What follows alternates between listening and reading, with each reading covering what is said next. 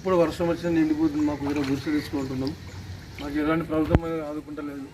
ఈ వారాలు ఎన్నిసార్లు చెప్పినాం, కౌన్సిలర్కి చెప్పినాం, వారకట్టుకు చెప్పినాం, ప్రతి ఒక్కరు చెప్పిన ఎవరు ఆదుకుంటలేదు. చిన్న చిన్న పిల్లలు ఉన్నారు, గుర్తు నిండిపోయింది మొత్తం. వీడికి ముంగ మొత్తం నిండిపోయింది.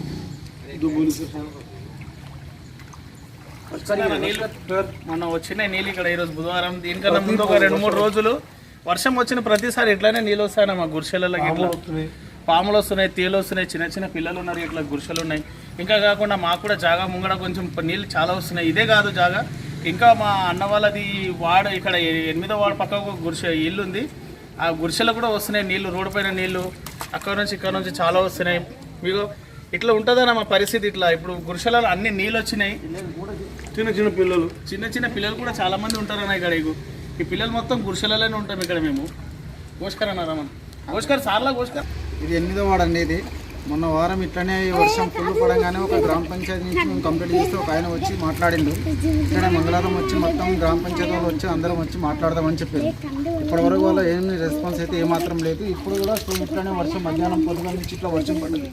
ఆ వర్షం రావడం వల్ల మళ్ళీ ఇంకా గుడిసెల సేమ్ ఇదే పొజిషన్ ఉంది.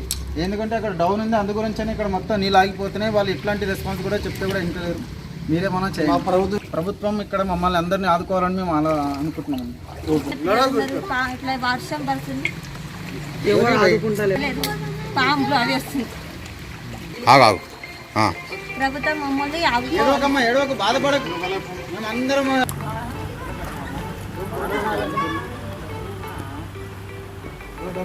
ఇప్పుడు కూడా వర్షం ఇట్లనే పడుతుంది. ఇప్పుడు కూడా ఇంకో గంటన్నర అయిందంటే ఆల్రెడీ మొత్తం నిండిపోయింది.